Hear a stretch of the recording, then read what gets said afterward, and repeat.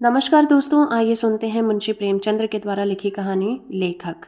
प्रातःकाल महाशय प्रवीण ने 20 दफा उबाली हुई चाय का प्याला तैयार किया और बिना शक्कर और दूध के पी गए। यही उनका नाश्ता था। महीनों से मीठी दूधिया चाय न मिली थी। दूध और शक्कर उनके लिए जीवन में आवश्यक पदार्थों में नहीं थे। घर में गए जरूर कि पत्नी को जगाकर पैसे मांगे, पर उसे फटे मैले लिहाफ में निद्रा मगन देखकर जगाने की इच्छा नहीं हुई। सोचा मारे सर्दी के बेचारी को रात भर नींद न आई होगी, इस वक्त जाकर आंख लगी है। कच्ची नींद जगा देना उचित नहीं था। चुपके से चले आए। चाय पीकर उन्होंने कलम दवात संभाली और किताब लिखने में तल्लीन हो गए, जो उनके विचार में इस शताब्दी की सबसे बड़ी रचना होगी, जिसका प्रकाशन उन्हें गुमनाम से निकालकर ख्याति और समृद्धि के स्वर्ग में पहुंचा देगा। आध घंटे बाद पत्नी आंखें मलती हुई आकर बोली, क्या तुम चाय पी चुके? प्रवीण ने साहसे मुख से कहा, हाँ पी चुका, बहुत अच्छी बनी थी, पर दूध और शक्कर कहाँ से लाए? दूध और शक्कर तो कई दिन से नहीं मिलता। मुझे आजकल सादा चाय ज़्यादा स्वादिष्ट लगती है। दूध और शक्कर मिलाने से उसका स्वाद बिगड़ जाता है। डॉक्टरों की भी यही राय है कि चाय हमेशा सादा पीनी चाहिए। यूरोपों में तो दूध का बिल्कुल रिवाज ही नहीं है। यह तो हमारे यहाँ के मधुर प्रिय रईसों की इजाद है। जाने तुम्हें फीकी चाय कैसे अच्छी लगती है। मुझे जगा क्यों न लिया, पैसे तो रखे थे। वहाँ से प्रवीण फिर लिखने लगे। जवानी ही में उन्हें यह रोग लग गया था और आज 20 साल से उन्हें पाले हुए थे। इस रोग में देह घुल गई, स्वास्थ्य घुल गए और 40 की अवस्था में बुढ़ापे में आ घिरा। पर यह रोग असाध्य था। सूर्योदय से आधी रात तक ये साहित्य का उपासक अंतर जगत में डूबा हुआ समस्त संसार में मुंह मोड़े हृदय के पुष्प और नैवेद्य चढ़ाता रहता था। पर भारत में सरस्वती की उपासना लक्ष्मी की अभिक्ति है। मन तो एक ही था। दोनों देवियों को एक साथ कैसे प्रसन्न करता, दोनों के वरदान का पात्र क्यों कर बनता, और लक्ष्मी की यह अकृपा देखकर धना भाव के रूप में ना प्रकट होती थी। उसकी सबसे बड़ी निर्दय क्रीड़ा यह थी कि पत्रों के संपादक और पुस्तकों के प्रकाशक उदारता पूर्वक सहायता का दान भी नहीं देते थे। कदाचित सारी दुनिया में उनके विरुद्ध कोई षड्यंत्र सा रच डाला था। यहाँ तक कि इस निरंतर अभाव ने उनके आत्मविश्वास को जैसे कुचल दिया था। कदाचित अब उसे यह ज्ञात होने लगा था कि उनकी रचना में कोई सार, कोई प्रतिभा नहीं है, और ये भावना अत्यंत हृदय विदारक है। यह दुर्लभ मानव जीवन यूं ही नष्ट हो गया। यह तस्कीन भी नहीं कि संसार ने चाहे उनका सम्मान ना किया हो, पर उसकी जीवन कृति इतनी तुच्छ नहीं है। जीवन की आवश्यकताएं घटते घटते संन्यास की सीमा को भी पार कर चुकी थी। अगर कोई संतोष था तो उनकी जीवन सहचरी त्याग और तप में उनसे भी 2 कदम आगे थी। सुमित्रा इस दशा में भी प्रसन्न थी। प्रवीण जी को दुनिया से शिकायत हो, पर सुमित्रा जैसे गेंद से भरी हुई वायु की भांति उन्हें बाहर की ठोकरों से बचाती रहती थी। अपने भाग्य का रोना तो दूर की बात थी, इस देवी ने कभी माथे पर बल भी न आने दिया था। सुमित्रा ने चाय का प्याला समेटते हुए कहा, तो जाकर घंटा आध घंटा कहीं घूम फिर क्यों नहीं आते? जब मालूम हो गया कि प्राण देकर काम करने से भी कोई नतीजा नहीं, तो व्यर्थ क्यों सिर खपाते हो? प्रवीण ने बिना मस्तक उठाए कागज पर कलम चलाते हुए कहा, लिखने में कम से कम यह संतोष तो है कि कुछ कर रहा हूँ। सैर करने में तो मुझे ऐसा जान पड़ता है कि समय का नाश कर रहा हूँ। यह इतने पढ़े लिखे आदमी नित्य प्रति हवा खाने जाते हैं तो अपने समय का नाश करते हैं, मगर इसमें अधिकांश वही लोग हैं जिनके सैर करने से उनकी आमदनी में बिल्कुल कमी नहीं होती। अधिकांश तो सरकारी नौकर हैं, उनको मासिक वेतन मिलता है, या तो ऐसे पेशे के लोग हैं जिनका लोग आदर करते हैं।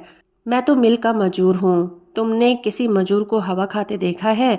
जिन्हें भोजन की कमी नहीं, उन्हीं को हवा खाने की ज़रूरत होती है। जिनकी रोटियों के लाले हैं वे हवा खाने नहीं जाते।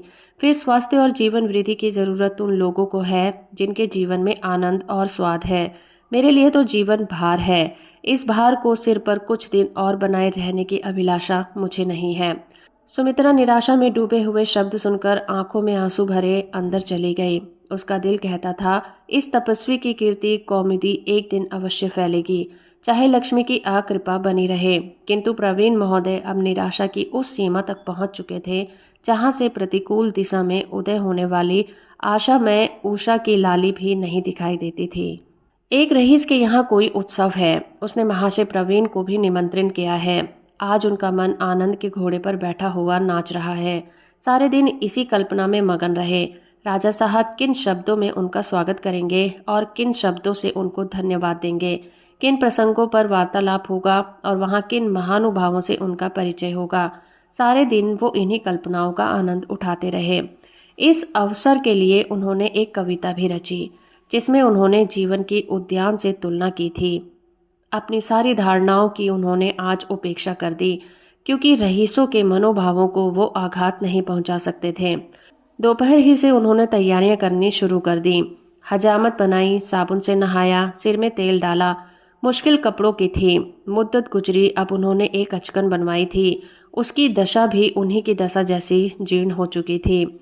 जैसा जरा सी सर्दी या गर्मी से उन्हें जुखाम या सिरदर्द हो जाता था, उसी तरह वो अचकन भी नाजुक मिजाज थी। जैसे निकाला उसे झाड़ पोंछ कर रखा। सुमित्रा ने कहा, तुमने व्यर्थ ही ये निमंत्रण स्वीकार किया। लिख देते, मेरी तबीयत अच्छी नहीं है। इन फटे हालों जाना और भी बुरा लगता है। प्रवीण ने दार्शनिक गंभीरता से कहा, जिन्हें ईश्वर ने हृदय में परख रखा है, वे आदमियों की पोशाक नहीं देखते, उनके गुण और चरित्र देखते हैं। आखिर कुछ बात तो है कि राजा साहब ने मुझे निमंत्रण किया। मैं कोई ओहेदार नहीं हूँ, जमींदार नहीं हूँ, ना ही जागीरदार हूँ और ना ठेकेदार, केवल एक साधारण लेखक हूँ।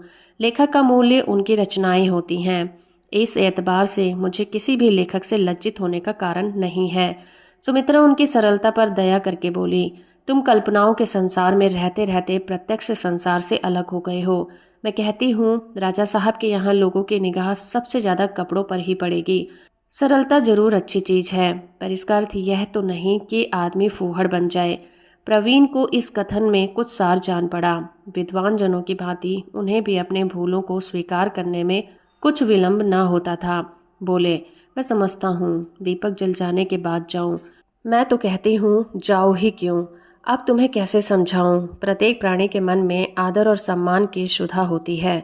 तुम पूछोगी, यह सुधा क्यों होती है? इसीलिए कि यह हमारे आत्मविश्वास की एक मंजिल है। हम उस महान सत्ता के सूक्ष्मांश हैं जो समस्त ब्रह्मांड में व्याप्त है। अंश में पूर्ण और गुणों का पूर्ण होना लाजमी है। इसीलिए कीर्ति और सम्मान, आत्मोन्नति और ज्ञान की ओर हमारी स्वाभाविक रुचि है। मैं इस लालसा को बुरा नहीं समझता। सुमित्रा ने गला छुड़ाने के लिए कहा, अच्छा भाई जाओ, मैं तुमसे बहस नहीं करना चाहती, लेकिन कल के लिए कोई व्यवस्था करते आना, क्योंकि मेरे पास केवल एक आना रह गया है जिसमें उधार मिल सकता था। उसमें से ले चुकी और जिससे लिया उसे देने की नौबत नहीं आई। मुझे तो और अब कोई उपाय नहीं सूझता। प्रवीण ने एक क्षण के बाद कहा, 2 पत्रिकाओं से मेरे लेख के रुपये आने बाकी हैं, शायद कल तक आ जाए, और अगर कल उपवास ही करना पड़े तो क्या चिंता है। हमारा धर्म है काम करना।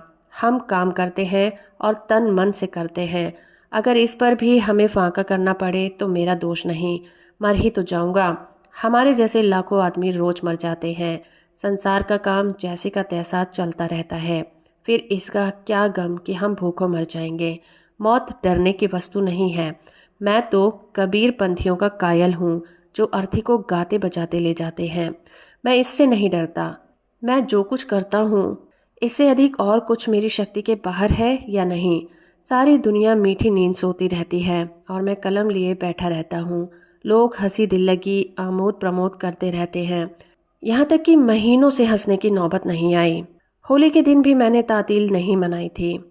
बीमार भी होता हूँ तो लिखने की फिक्र सर पर सवार रहती है। सोचो, तुम बीमार थी और मैं वैद्य के यहाँ जाने के लिए समय न पाता था। अगर दुनिया नहीं कदर करती तो ना करे। इसमें दुनिया का ही नुकसान है, मेरी कोई भी हानि नहीं है। दीपक का काम है जलना, उसका प्रकाश फैलाना। क्या उसके सामने कोई ओट है? उसे इससे प्रयोजन नहीं है। मेरा भी ऐसा ही कौन मित्र है, परिचित या संबंधी है जिसका मैं आभारी नहीं। यहाँ तक कि अब घर से निकलते शर्म आती है। संतोष इतनी ही है कि लोग मुझे बदनीयत नहीं समझते। वे मेरी कुछ अधिक मदद न कर सके, पर उन्हें मुझसे सहानुभूति अवश्य है। मेरी खुशी के लिए इतना ही काफ़ी है कि आज वो अवसर तो आया कि एक रईस ने मेरा सम्मान किया। फिर सहसा उन पर एक नशा सा छा गया। गर्व से बोले, नहीं, मैं अब रात को नहीं जाऊंगा। मेरी गरीबी अब रुसवाई की हद तक पहुंच चुकी है। उस पर पर्दा डालना व्यर्थ है। मैं इसी वक्त जाऊंगा। जिसे रईस और राजे आमंत्रित करें वह कोई ऐसा वैसा आदमी तो नहीं हो सकता। राजा साहब साधारण रईस नहीं है। वे इस नगर के ही नहीं, भारत के विख्यात रईसों में हैं। अगर अब भी मुझे कोई नीचा समझे तो खुद नीचा है। संध्या का समय है। प्रवीण जी अपनी फटी पुरानी अचकन और सड़े हुए जूते और बेढंगी सी टोपी पहने घर से निकले। खाम खाम बागड़ू उचक्के से मालूम होते थे। डील डॉल और चेहरे मोहरे के आदमी होते तो इस ठाट में भी एक शान होती।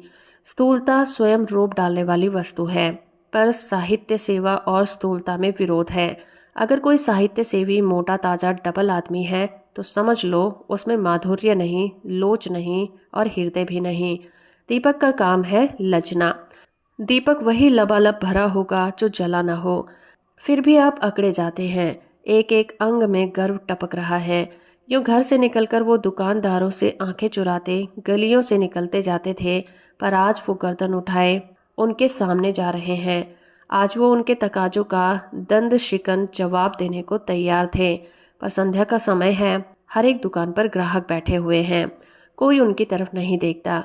जिस रकम को वो अपनी हीन अवस्था में दुर्विचार समझते थे, वो दुकानदारों की निगाह में इतनी जोखिम न थी कि आज जाने पहचाने आदमी को सरे बाजार टोकते, विशेषकर जब वो आज किसी से मिलने जाते हुए मालूम होते थे। प्रवीण ने एक बार सरे बाजार का चक्कर लगाया, पर जी न भरा। तब दूसरा चक्कर लगाया, पर वह भी निष्फल हुआ। तब वो खुद हाफिज समद की दुकान पर जाकर खड़े हो गए। हाफिज जी बिसाते का कारोबार करते थे।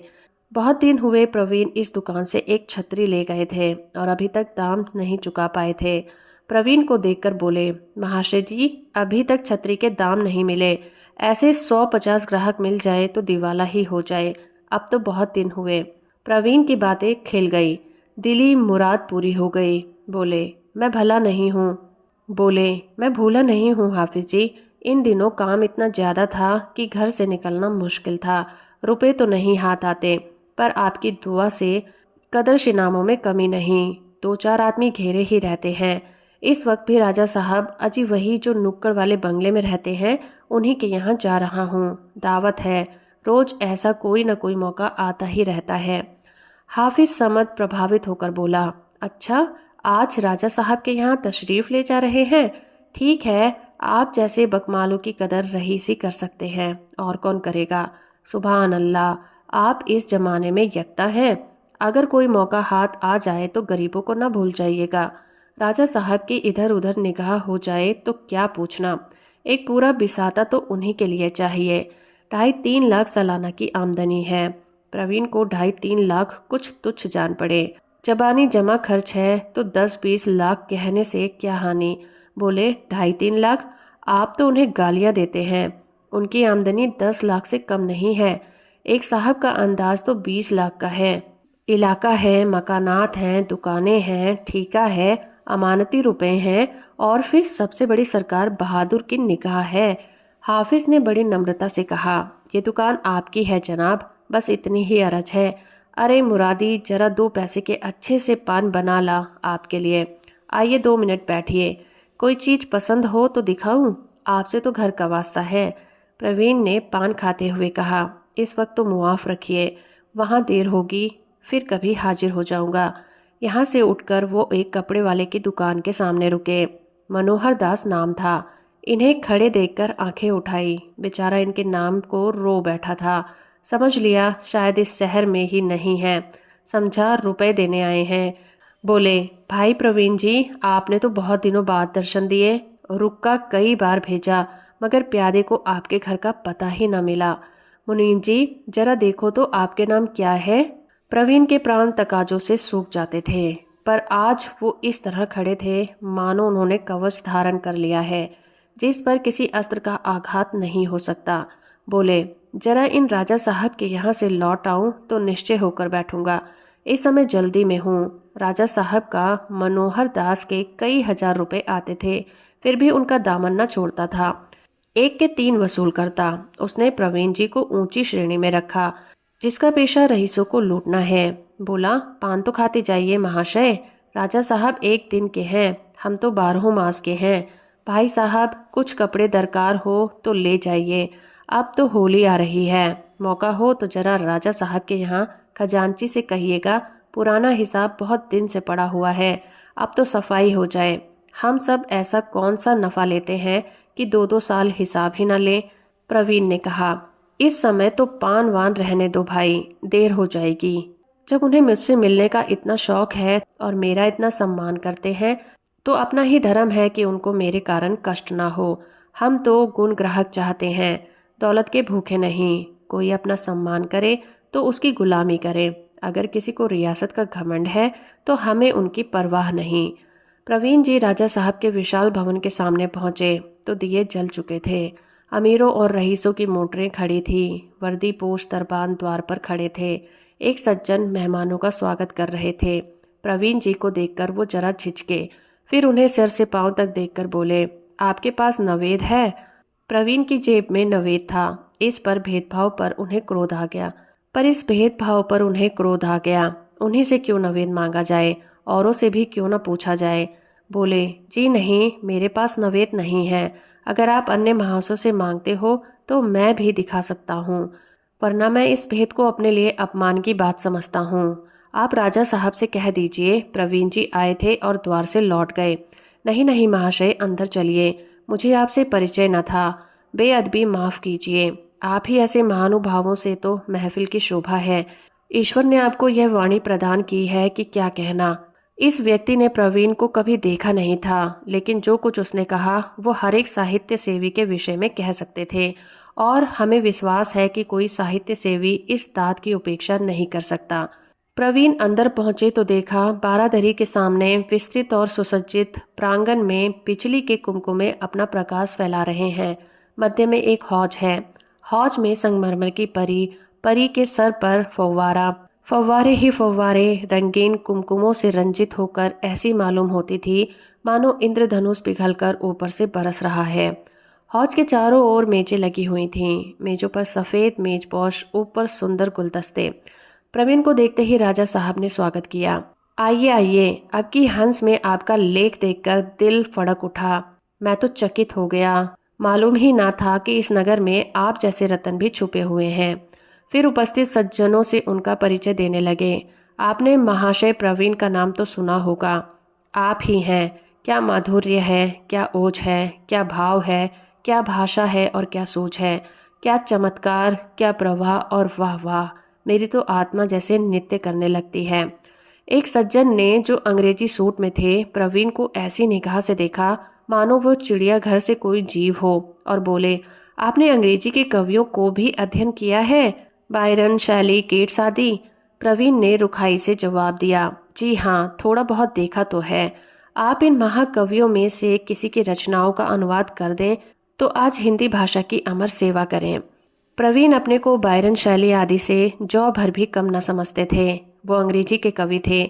उनकी भाषा, शैली, विषय, व्यंजना सभी अंग्रेजी की रुचि के अनुकूल था। उनका अनुवाद करना वो अपने लिए गौरव की बात नहीं समझते थे, उसी तरह जैसे वो उनकी रचनाओं का अनुवाद करना अपने लिए गौरव की वस्तु नहीं समझते। बोले, हमारे यहाँ आत्मदर्शन का अभी इतना अभाव नहीं है कि हम विदेशी कवियों से भिक्षा मांगे। मेरा विचार है कि कम से कम इस विषय में भारत अब भी पश्चिम को कुछ सिखा सकता है। ये अंतर्गल बात थी। अंग्रेजी के भक्त महाशय ने प्रवीण को पागल समझा। राजा साहब ने प्रवीण को ऐसी आंखों से देखा जो कह रही थी, जरा मौका महल देखकर बात करो, और बोले, अंग्रेजी साहित्य का क्या पूछना, कविता में तो वो अपना जोड़ नहीं रखता। अंग्रेजी के भक्त महाशय ने प्रवीण को सगर्व नेत्रों से देखा। हमारे कवियों ने अभी तक कविता का अर्थ ही नहीं समझा। अभी तक वियोग और नक्शिक जो कविता का आधार बनाए हुए हैं। प्रवीण ने ईंट का जवाब पत्थर से दिया। मेरा विचार है कि आपने वर्तमान कवियों का अध्ययन नहीं किया, या किया तो उतरी आंखों से। राजा साहब ने अब प्रवीण की जबान बंद करने का निश्चय किया। आप मिस्टर परांजपे हैं। प्रवीण जी, आपके लेख अंग्रेजी पत्रों में छपते हैं और बड़े आदर की दृष्टि से देखे जाते हैं। उसका आशय यह था कि अब आप ना बहकिए। प्रवीण समझ गए। प्रांजपे के सामने उन्हें नीचा देखना पड़ा। विदेशी वेशभूषा और भाषा का यह भक्त जाति द्रोही होकर भी इतना सम्मान पाए, यह उसके लिए असहाय था। पर क्या करते। उसी भेष में एक दूसरे सज्जन आए। राजा साहब ने तपाक से उनका अभिवादन किया। आइए डॉक्टर चड्ढा, कैसे मिजाज हैं? डॉक्टर साहब ने राजा साहब से हाथ मिलाया और फिर प्रवीण की ओर जिज्ञासा भरी आंखों से देखकर पूछा, आपकी तारीफ? राजा साहब ने प्रवीण का परिचय दिया। आप महाशय प्रवीण हैं। आप भाषा के अच्छे कवि हैं और अच्छे लेखक हैं। डॉक्टर साहब ने एक खास अंदाज में कहा, अच्छा आप कवि हैं, और बिना कुछ पूछे आगे बढ़ गए। फिर उसी भेष में एक और महाशय पधारे। यह नामी बैरिस्टर थे। राजा साहब ने उनसे भी प्रवीण का परिचय कराया। उन्होंने भी उसी अंदाज से कहा, अच्छा आप कवि हैं, और आगे बढ़ गए। यही अभिनय कई बार हुआ और हर बार प्रवीण को यही दाद मिली, अच्छा आप कवि हैं। यह वाक्य हर बार प्रवीण के हृदय पर एक नया आघात पहुंचाता था। उसके नीचे जो भाव था उसे प्रवीण खूब समझते थे। उसका सीधा साधा आशय यह था कि तुम अपने ख्याली पुलाव पकाते हो और पकाओ, यहाँ तुम्हारा क्या प्रयोजन? तुम्हारा इतना साहस कि तुम इस सभ्य समाज में बेधड़क चले आओ। प्रवीण मन ही मन उनके ऊपर झुंझला रहे थे। निमंत्रण पाकर उन्होंने अपने को धन्य माना था, पर यहाँ आकर उनका जितना अपमान हो रहा था उसे देखते तो वह संतोष की कुटिया स्वर्ग थी। उन्होंने अपने मन को धिक्कारा। तुम जैसे सम्मान के लोभियों का यह दंड है। अब तो आंखें खुली, तुम कितने सम्मान के पात्र हो। तुम इस स्वार्थ में संसार में किसी के काम नहीं आ सकते। वकील बैरिस्टर तुम्हारा सम्मान क्यों करें? तुम उनके मुवक्किल नहीं हो सकते, ना उन्हें तुम्हारे द्वारा कोई मुकदमा पाने की आशा है। डॉक्टर या हकीम तुम्हारा सम्मान क्यों करे? उन्हें तुम्हारे घर बिना फीस आने की इच्छा नहीं। तुम लिखने के लिए बने हो, लिखे जाओ बस, और संसार में तुम्हारा कोई प्रयोजन नहीं। सहसा लोगों में हलचल पड़ गई। आज के प्रधान अतिथि का आगमन हुआ। वह महाशय हाई कोर्ट के जज नियुक्त हुए थे। इसी उपलक्ष्य में यह जलसा हो रहा था। राजा साहब ने लपककर जल्द हाथ मिलाया और आकर प्रवीण जी से बोले, आप अपनी कविताएं तो लिख ही लाए होगे। प्रवीण ने कहा, मैंने कोई कविता नहीं लिखी। सच? तब तो आपने गजब ही कर दिया। अरे भले आदमी, आपसे कोई चीज़ लिख डालो, 2 ही 4 पंक्तियां हो जाएं बस। ऐसे अवसर पर एक कविता का पढ़ा जाना लाजमी है। मैं इतनी जल्दी कोई चीज़ नहीं लिख सकता। मैंने व्यर्थ ही इतने आदमियों से आपका परिचय कराया, बिल्कुल व्यर्थ। अरे भाईजान, किसी प्राचीन कवि की ही कोई चीज़ सुना दीजिए, यहाँ कौन जानता है। जी नहीं, क्षमा कीजिएगा, मैं भाट नहीं हूँ, ना ही कथक हूँ। ये कहते हुए प्रवीण जी तुरंत वहाँ से चल दिए। घर पहुँचे तो उनका चेहरा खिला हुआ था। सुमित्रा ने प्रसन्न होकर पूछा, इतनी जल्दी कैसे आ गए? मेरी वहाँ कोई ज़रूरत नहीं थी। चलो, चेहरा खिला हुआ है, खूब सम्मान हुआ होगा। हाँ, सम्मान तो जैसी आशा ना थी वैसा हुआ।